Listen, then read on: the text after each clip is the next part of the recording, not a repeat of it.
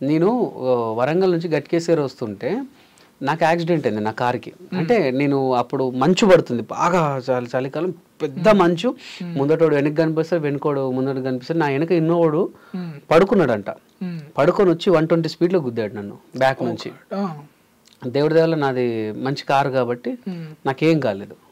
అప్పుడు నేను స్కోడా ఆక్టివా వాడుతున్నా, చాలా పెద్ద బండి కాబట్టి దాన్ని కొట్టినా కూడా నాకేం కాలేదు. వాళ్ళకు మొత్తం చాలా ఇంజూరీస్ అయ్యాయి. ఏది ఇన్నోవా వాళ్ళకి చాలా ఇంజూరీస్ అయ్యాయి. నాకు వెనక డిక్కి బాగా స్పేస్ ఉంటుంది, నేను ఒక్కడనే ఉన్నాను, అదొక ప్లస్ పాయింట్. వెనక సీట్లు విరిగొచ్చి నా మీద పడ్డాయి, నా కార్లో సీట్లు విరిగొచ్చి నా మీద పడ్డాయి. అంటే వాడు ఆ స్పీడ్లో గుద్దాడు. గుద్దితే నాకేం కాలేదు. తర్వాత కొంత దిగి అక్కడ ఉన్న తర్వాత ఇక కొన్ని మీరు చూడండి, ఇప్పుడు వెంకీకి ఘోరమైన యాక్సిడెంట్, ప్రాణాపాయ స్థితిలో వెంకీ మీరు చూడండి, ఇప్పుడు ఉంటుంది వెంకీకి యాక్సిడెంట్ అని అంటే అవన్నీ చూసి మా అమ్మ చాలా టెన్షన్ పడుతుంది. అమ్మ నాకేం కాలేదు, నువ్వు చూడు అని చెప్పి వీడియో కాల్ చేశా. అంటే అవి ఎందుకు తల్లిదండ్రులను కూడా బాధ పెడతాయి. రోడ్డు ప్రమాదంలో జబర్దస్త్ వెంకీకి భారీ ఏంటండి భారీ గాయాలు. రోడ్డు ప్రమాదంలో జబర్దస్త్ వెంకీకి భారీ గాయాలు, కార్ యాక్సిడెంట్ అక్కడ జరిగింది. ఇగో వెంకీ మంకీకి భారీ రోడ్ యాక్సిడెంట్. ఇది భారీ గాయాలు. ఏమండి భారీ గాయాలు? నాకు అసలు ఏమైంది? నాకు ఒక చిన్న కూడా పడలే. ఇవన్నీ చూసి ఒక ప్రముఖ ఛానల్ కింద స్క్రోలింగ్ ఇచ్చింది. ఆ స్క్రోలింగ్ చూసి మా అమ్మకి కాల్ చేస్తే మా అమ్మ టెన్షన్ పడుతూ అయితే, అమ్మ ఇగో నాకేం కాలేదు, నేను ఇట్లనే ఉన్నాను, ఇగో ఇది భారీ గాయాలు, భారీ అది. ఇలాంటి పిచ్చి రాతలు, ఇలాంటి పిచ్చి పనులు చేయబట్టి అంటే ఏమవుతుంది చెప్పండి. ఇక ఇప్పుడు నేనున్నాను, ఇప్పుడు భారీ గాయాలని మీరే చూసారు, మీరు చూసి ఒక ఈవెంట్ ఉంది, ఒక షో ఉంది, అరే వెంకీ మొన్న వెంకీకి యాక్సిడెంట్ అయింది, వద్దొద్దు బాగో చూడు భారీ గాయాలట. అట్లా ఛాన్సెస్ మిస్ అవుతాయి కదా. సో వాడి పబ్బం కోసం అనవసరమైన వాళ్ళ లైఫ్లతో ఆడుకుంటున్నారండి.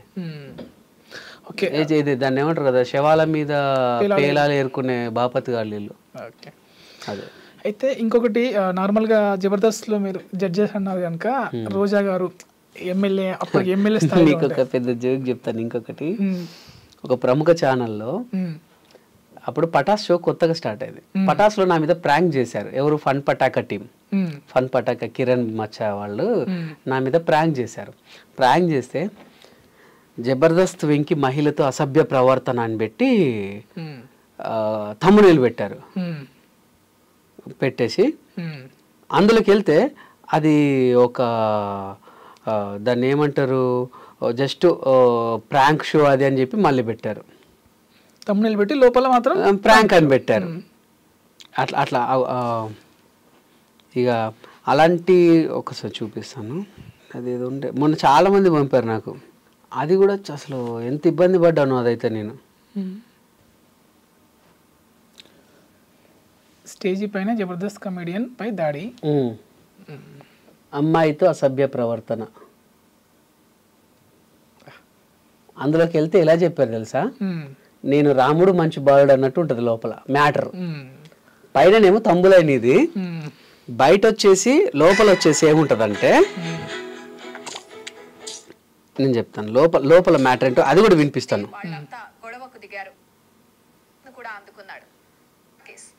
జబర్దస్త్ ఎంతో మంది వర్తమాన కామెడియన్స్ కి లైఫ్ ఇచ్చింది. అందులో వెంకీ ఒకడు. మిమిక్రీ, వెంట్రిలాక్విజం ఆర్టిస్ట్ గా కెరియర్ ను ప్రారంభించాడు వెంకీ. ఇలా సుదీర్ఘమైన కెరియర్ లో ఎన్నో ఈవెంట్లలో తనదైన శైలి కామెడీతో ఆకట్టుకుంటాడు. తద్వారా ఎనలేని గుర్తింపును కూడా అందుకున్నాడు. దీంతో పాటు తెలుగు రాష్ట్రాల్లో మంచి పేరు కూడా సంపాదించుకున్నాడు.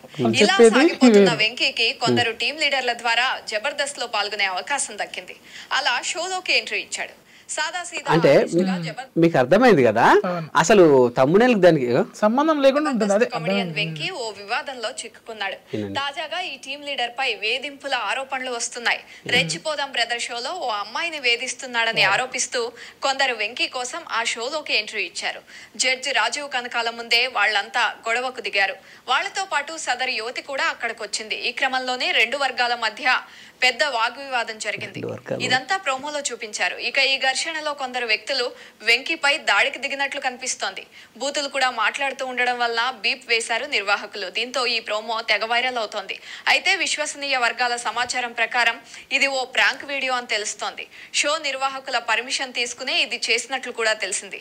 ఇది తెలియని వెంకీ తెగ కంగారు పడిపోయాడని అంటున్నారు. నేను కంగారు పడిపోయానని కూడా వాళ్ళే చెప్పారు. చూసారా ఎంత గ్రేట్. నా కంగారుని కూడా వాళ్ళు గుర్తుపట్టారు. ఇప్పుడు ఈ అమ్మాయి ఈ తమ్మునేల్కి ఆమె చెప్పింది దానికి ఏమైనా సంబంధం ఉందా? ఇప్పుడు ఎవడని చూస్తే ఏమనుకుంటాడు? అయ్యో నిజంగానే అనుకుంటారు. నిజంగా అనుకోండి. ఇప్పుడున్న జనరేషన్ లో ఇప్పుడు అన్ని అవుతున్నాయి కదా, మాస్టర్ దగ్గర నుంచి అట్లనే అవుతున్నాయి. అంతే కదండి. ఇది సో ఇలా చేయబట్టేది తొక్కడం తప్ప వేరేం లేదండి. ఓకే, నెక్స్ట్ అంటే మీరు దగ్గరగా చూస్తుంటారు రోజా గారిని, వాళ్ళతో మీకు బిహైండ్ ద స్క్రీన్ చాలా ఉంటారండి. రోజమ్మ అమ్మ దేవత అంతే. ఇంకా అటువంటి దేవతని అందులో ఉన్న ఆర్టిస్టే ఇప్పుడు దయ్యంలో చూస్తున్నారు, ఆర్పి గారు, రోజా గారు. సో వాళ్ళ కామెంట్స్ మీరు ఎలా చూస్తారు? అంటే వాళ్ళిద్దరికీ నాకు తెలిసి ఈ రాజకీయ గొడవలు తప్ప ఇంకేమీ లేవండి నాకు తెలిసి. అయితే ఇంకా వాళ్ళు అలా ఉన్నారు అని అంటే నేను అదే చెప్పాను కదా, వాళ్ళ ఇంటెన్సీ అంటే వాళ్ళకు ఉన్నటువంటి పగలు అదేంటో నాకు తెలియదు. కానీ బేసికల్గా రోజా గారు అయితే చాలా గ్రేట్ అండి. రోజా గారు కానీ నాగబాబు గారు కానీ సీరియస్గా చెప్తున్నా. సరే వాళ్ళిద్దరిని పక్కన పెడితే మా జబర్దస్త్ ఆర్టిస్టులందరికీ ఏ కష్టం వచ్చినా ఏదొచ్చినా ఏ బాధ వచ్చినా వీళ్ళిద్దరూ దగ్గరుండి చూసుకున్నారండి. అది నేను గుండెల మీద చేసుకొని చెప్తా. చాలా అసలు పనికిరాని ఆర్టిస్ట్ నువ్వు అన్నటోని కూడా ఒక వాళ్ళ మోటివేషన్స్తో, వాళ్ళ దాన్ని ఏమంటారు, వాళ్ళ మాటలతో వాళ్ళు పైకి తీసుకొచ్చారండి.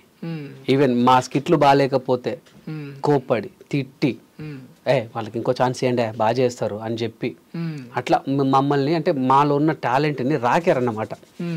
ఇంకా చేస్తావు, ఇంకా చేయి, ఇంకా చేయి, ఇంకా చేయి, ఇంకా చేయి, ఇంకా చేయి అని ఇప్పుడు ఈ పొజిషన్లో ఉన్నాం. ఓకే, నిజంగా రోజా గారు కానీ నాగబాబు గారు కానీ జబర్దస్త్కి కాదు, ఈవెన్ మా అందరికి కూడా అదృష్టమే. ఎందుకంటే మా దాంట్లో అప్పుడు కరోనా సీజన్ తర్వాత అందరు కూడా మీరు జబర్దస్త్లో స్టార్ట్ అయిన వాళ్ళందరూ కూడా చాలా నార్మల్ పీపుల్స్ అండి. అంటే అప్పుడప్పుడే ఎదిగిరు, అప్పుడప్పుడే వచ్చిన వాళ్ళు అన్నమాట. సో అటువంటి వాళ్ళకు కూడా ఆర్థికంగా చాలా సహాయాలు చేశారండి. అది హాస్పిటల్లోనే కానివ్వండి, పిల్లల స్టడీ విషయాలలో కానివ్వండి, ఏదన్నా పెళ్ళిళ్ళు అయినా కానివ్వండి, ఏదన్నా ఆపద వచ్చిందంటే వీళ్ళిద్దరూ మేము ఉన్నామని ఇద్దరు కూడా ఎంత బాగా సపోర్ట్ చేసేవారు, చాలా బాగా సపోర్ట్ చేసేవారు. ఆ సాయం పొందిన వాళ్ళలో ఈయన ఉన్నాడా మరి? నాకు తెలియదు, నాకు వాళ్ళ సంబంధం లేదు, నాకు తెలియదు. ఓకే, సంబంధం లేదంటున్నారా? చెప్పదన్నారా? అట్లా కాదు, నాకు తెలియదు, సీరియస్లీ నాకు తెలియదు. ఇక అది వాళ్ళకే తెలుసు. ఇప్పుడు నేను సంబంధం ఉందో లేదో అని నేను అంటే ఇప్పుడు ఏదో ఒకటి ఎప్పుడో ఏదో పాత వీడియోస్ లేకపోతే పాత పేపర్ కటింగ్స్ ఏవోటి బయటకు వస్తుంటాయి కదా, మీ మీడియాకి నేను చెప్పాల్సిన కాదు కదా. ఇప్పుడు నేను అనింది ఏంటంటే నాకు కాకరకాయ కూర ఇష్టం అని చెప్పి నువ్వు కూడా కాకరకాయ తినాలని నేను అనలేను. అది ఆరోగ్యవంతమే, అది హెల్తీ ఫుడే. కానీ కాకపోతే ఏదైనా సరే మూలాలు మర్చిపోద్ది అంటాను అంతే, ఇంకేమన్నా. ఓకే, సో జబర్దస్త్ నుంచి చాలామంది ఏమంటాము మంచి మంచి ఆర్టిస్టులు అయినరు, డైరెక్టర్ అయినరు, ప్రొడ్యూసర్లు కూడా అయినరు. అంటే ప్రొడ్యూసర్ స్థాయికి కూడా వెళ్ళేంత డబ్బు వస్తుందా జబర్దస్త్లో? వస్తుందండి, జబర్దస్త్లో వస్తుంది. తెలుసో తెలీదో గవర్నమెంట్ శాలరీ పడ్డట్టే, గవర్నమెంట్ శాలరీ పడ్డట్టే. అసలు మళ్ళీ కంపౌండ్లో అదుగు పెట్టడం ఒక అదృష్టం అండి. ఇవాళ షూట్ అయిపోతే రేపు ఒక్కరోజు గ్యాప్, ఎల్లుండి ఈవినింగ్ వరకు డబ్బులు పడిపోతాయి అంతే. మల్లె మాలలో డబ్బులకి ఎటువంటి డోకా లేదండి. అందరూ అందుకే అందరం నాకు పర్ ఎపిసోడ్కు 1 lakh వరకు ఇచ్చేవారు. కటింగ్ 4 ఎపిసోడ్స్ నాకు అట్లా. అంటే మా పిల్లలకు వాళ్ళందరికీ మేము ఇచ్చుకోవాలి టీమ్ లీడర్స్, అవన్నీ కూడా ఒక 2 లక్షలకు మిగిలేదు. నేను అవే కాకుండా ఈవెంట్స్ వస్తాయి, ఈవెంట్స్ మళ్ళీ బయట సినిమాలు, ప్రమోషన్స్. సో బాగానే ఉంటుంది. అండ్ మీరు అన్నారు కదా ఇప్పుడు ప్రొడ్యూసర్లు అయ్యేంత ఉన్నదా అని అంటే, ఇప్పుడు నేను ఇద్దరం కలుసుకున్నాం, మన ఇద్దరం కలుసుకున్నాం అన్న ఒక సినిమా తీద్దామంటే నీ దగ్గర కొంత నా దగ్గర కొంత, ఒక ఫ్రెండ్ నువ్వు ఉన్నావా, రైట్ అందరం కలిసి చేసుకున్నారు అంతే. నీ పేరు చేసుకోవడానికి నీకు ఇష్టం లేదు, సో వెంకీ ఉన్నాడు కదా వెంకీ పేరు వేసేద్దాం, ఏముంది ఎవరైతే అన్నట్టుగా అంతే. పరిచయాలు మాకు ఈ ప్రపంచం మొత్తం ఒక చుట్టాలని చేసేసింది. ఇప్పుడు మేము యూఎస్కి వెళ్ళినా, ఆస్ట్రేలియాకి వెళ్ళినా, దుబాయ్ పోయినా, మలేషియా ఎక్కడికి పోయినా మన తెలుగు వాళ్ళు ఒక సొంత ఇంట్లోలానే చూస్తారు. జబర్దస్త్ ఉంటేనే పంచులతోనే అది హిట్ అయింది షో. అవును.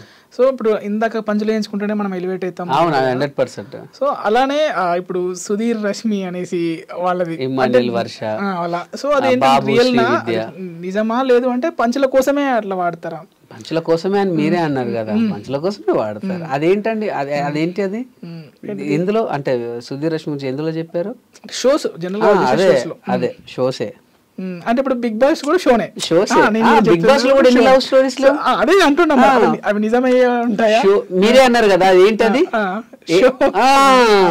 షో వరకే. అంటే ఇప్పుడు మీరు పంచులతో నన్ను కూడా అంతే కదా, షోసే అది, అంతే షోస్ అంతే. ఇంకా ఇప్పుడు 4-5 సినిమాల్లో ఒక హీరోయిన్ తో చేసినంత మాత్రాన వాళ్ళు real lover real wife car కదా. ఇది అంతే, ఒక హిట్ పేర్, అంతే హిట్ పేర్.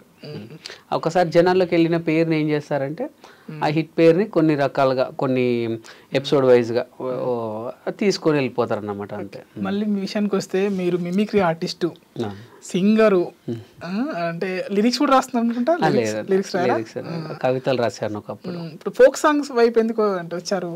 ఫోక్ సాంగ్స్ వైపు ఎందుకు వచ్చాను అంటే మాది పల్లెటూరు అని చెప్పాను కదా, అండ్ మా సింగరేణి ఏరియాలో ఈ సాంగ్స్ వస్తుంటాయి, ఫోక్ సాంగ్స్ వస్తుంటాయి, సిటీ కేబుల్ కొన్ని ఛానల్స్లలో వస్తూ ఉంటాయి అనమాట. మనం ఎంత ఏజ్ చేసినా ఇప్పుడు మా అమ్మమ్మలు వాళ్ళు వీళ్ళందరూ పొద్దున్న ఇవే చూస్తారు. ఏది పొలాలకు పోయినా జబర్దస్త్ అంటే వీక్లీ వన్స్ ఒకసారి ఇప్పుడు ఎంత కామెడీ షో అయినా సరే మీరు ఒక 2 సార్లు చూస్తారు కావచ్చు, 2 సార్లు చూస్తారు కావచ్చు. బిడ్డ మంచి మంచి పాటలు వస్తున్నాయి, నువ్వు చేయొచ్చు కదా నీ మా ఊర్లలో పోతే. సరే మా వాళ్ళు ఊకే పాటలు మనం ఏం చేస్తామమ్మా, మనది నేను యాక్టర్ వైపు వెళ్ళినంటే చేయి బిడ్డ మేము ఊకే చూసుకోవద్దా పాట. ఇప్పుడు ఒక సినిమానే చూసుకోండి, నా ఫేవరెట్ సినిమా మీరు నమ్మరో అపరిచితుడు సినిమా ఒక 18 సార్లు చూసా థియేటర్లో. అపరిచితుడు ఆంధ్రుడి సినిమా అయితే ఒక 22 సార్లు చూసా, గోపిచంద్ గారిది. సో అంతవరకు చూసిన, ఇక తర్వాత చూడబుద్ది కదా, చూసింది అని అనిపిస్తుంది. పాటలు 100 సార్లు వినాలనిపిస్తుంది. సో మా వాళ్ళ కోసం ఎప్పుడు వాళ్ళకి దగ్గర ఉండడానికి ఫోక్ సాంగ్స్కి వచ్చినాను. మా కోసం వినాలనిపించే పాట ఒకటి పాడండి. నాకు అంటే పాట అంటే నా ఫోక్ సాంగ్స్లో నాకు ఆల్వేస్ లైక్ మా నాన్న సాంగ్ అంటే. మా నాన్న సాంగ్ అంటే నాకు చాలా ఇష్టం, అది నేనే పాడాను. నా చిరునామా నువ్వేగా నాన్న, నువ్వు ఇచ్చిందే కదా ఈ జన్మ, నువ్వు లేవన్నా నమ్మలేని నిజం, నా గుండెను తొలిచేస్తూ ఉన్నది, తిరిగి రావన్నా మాట వినబడితే నా ఊపిరి ఆగుతూ ఉన్నది, నా చిరునామా నువ్వేగా నాన్న, నువ్వు ఇచ్చిందే కదా ఈ జన్మ. ఇది నాన్న కోసం అని కొడితే వచ్చేస్తుందండి యూట్యూబ్లో, చాలా బాగుంటుంది సాంగ్.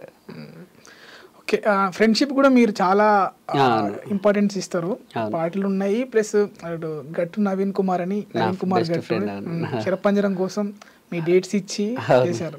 ఎలా అది అంటే ఇప్పుడు నార్మల్గా మీరు బిజీ ఆర్టిస్టు, ఒక సినిమా కోసం అసలు అంటే అది రిలీజ్ అవుతుందో అవ్వదు అన్న సినిమా కోసము మీరు అంత ఎఫర్ట్ పెట్టడానికి కారణం ఏంటి? ఫస్ట్ ఆఫ్ ఆల్ నా ఫ్రెండ్.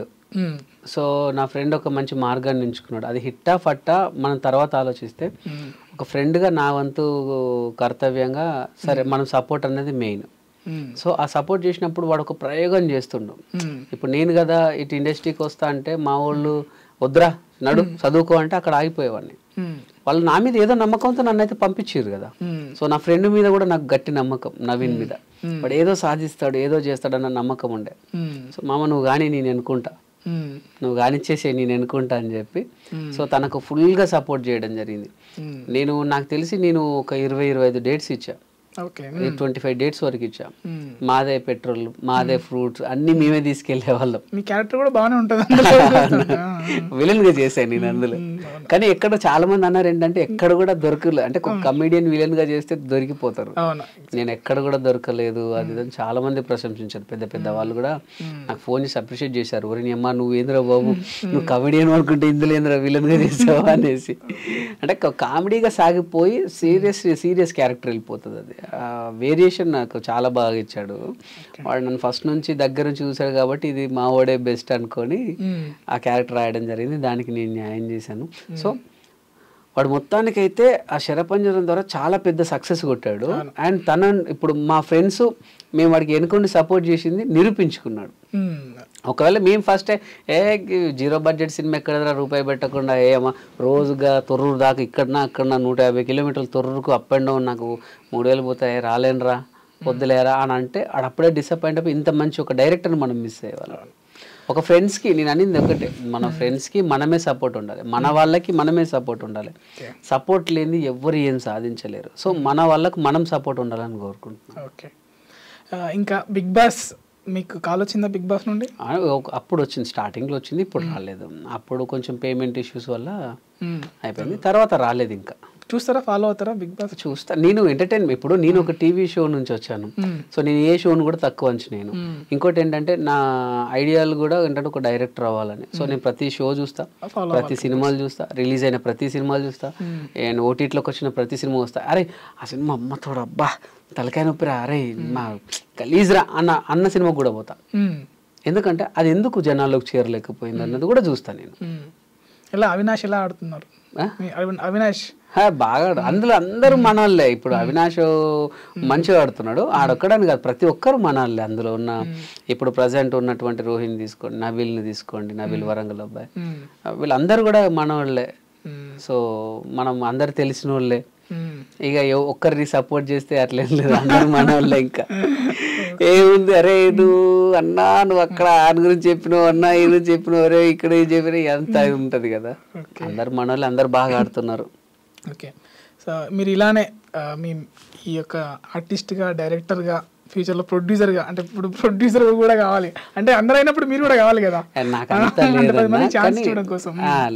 అంటే నాకు తెలిసి నా పరిధి వరకు ఒక మంచి ఆర్టిస్ట్గా, మంచి డైరెక్టర్గా పక్కా చేస్తా 100%. ఒక ఫ్యామిలీ అందరు కలిసి ఇంటిల్లి 10 కూర్చొని హ్యాపీగా నవ్వుకునే సినిమాలు చేస్తా. నేను 100% కామెడీకే పెద్ద పీటేస్తాను. ఇక వేరే సినిమాలు అంటే కమర్షియల్కి వెళ్ళిపోయాను. ఖచ్చితంగా కడుపుబ్బ నవ్వించే కామెడీ సినిమాలు అయితే పక్కా చేస్తాను. అదే నా గోల్ కూడా అదే. ఇంటిల్లి 10 వస్తే ఇక హ్యాపీగా నవ్వుకొని వెళ్ళిపోవాలంతే, అదే నా గోల్. బలగం వేణు గారు అన్నారు కదా, సో మీకు స్టార్టింగ్ మీకు నేను వేణన్న టీంలో 24 ఎపిసోడ్లు చేశా. బలగంలో ఎందుకు చేయలే మరి? ఇక అప్పటికి మేము జబర్దస్త్లో అందరం బిజీ. మా జబర్దస్త్ మీకు బలగం అనే కాదు, మీకు గుర్తుందో లేదో ఒక చిన్న ఎగ్జాంపుల్ చెప్తాను. జబర్దస్త్ వదిలేసిన వాళ్ళందరూ కూడా సినిమాల్లో బిజీ అయ్యారు. జబర్దస్త్లో ఉన్న వాళ్ళు సినిమాల్లో ఎక్కువగా లేరు. అవి అడపదడప. ఇప్పుడు నేను కూడా జబర్దస్త్ చేస్తూ కేవలం ఒక 10-12 సినిమాలు చేశాను అంతే. బట్ వదిలేసిన వాళ్ళు చాలా సినిమాల్లో ఉన్నారు. కారణం ఏంటంటే జబర్దస్త్ ఏంటంటే మనం మంత్లీ వాళ్ళకు ఒక 6 days ఇవ్వాల్సి వస్తుంది. మంత్లీ 6 days ఇవ్వాల్సి వస్తుంది. ఆ 6 days ఫస్ట్ వీక్లో 2 days, మిడిల్ వీక్లో 2 days, లాస్ట్ వీక్లో 2 days. ఇప్పుడు నీకు ఏదైనా 1-2 days సినిమాలు వచ్చాయనుకోండి, అవి అయితే చేయగలుగుతున్నాం. ఇప్పుడు పెద్ద సినిమాలు ఎలా ఉంటాయంటే బల్క్గా 10 రోజులు ఇస్తారు, 12 రోజులు ఇస్తారు పెద్ద సినిమాలు. సరే 2 రోజులు జబర్దస్త్ ఉందండి అంటే వాళ్ళు మన కోసం పెద్ద కాస్టింగ్, పెద్ద ఆర్టిస్టులు ఆపలేరు. సో వాళ్ళు ఏం చేస్తారంటే అవునా వెంకీ వద్దులే వేరేగా తను పెట్టి మనకి ఎందుకు రిస్క్ అంటారు. మేము వచ్చి సార్ పెద్ద సినిమా వచ్చింది షెడ్యూల్ రాను అంటే కుదరదు, ఇక్కడ అగ్రిమెంట్ ఉంటుంది. సో అట్లా చాలా సినిమాలు మిస్ అయ్యారు, చాలా మంది మిస్ అయ్యారు. అందుకోసం అని చెప్పి ఇప్పుడు చాలా మంది బయటికి రావడానికి రీజన్ కూడా అదే. ఎందుకంటే జబర్దస్త్ మాకు అన్నీ ఇచ్చింది, ఎవ్రీథింగ్ డబ్బు ఇచ్చింది. చెప్పాను కదండి, గవర్నమెంట్ సాలరీ ఇవాళ షూటింగ్ అయిపోతే ఎల్లుండి డబ్బులు పడిపోతాయి, అంత భరోసా. ఎక్కడ కూడా ఏ ఆర్టిస్ట్ కూడా రూపాయి ఆపలేదండి జబర్దస్త్, మళ్ళీ ప్రొడక్షన్, అందులో నో డౌట్. సో అట్లా మాకు అన్నీ ఉన్నాయి, కానీ మా గోల్ అనేది అక్కడే ఆగిపోతున్నాం అన్న ఒకే ఒక ఉద్దేశంతో అందరు బయటకు వస్తున్నారు.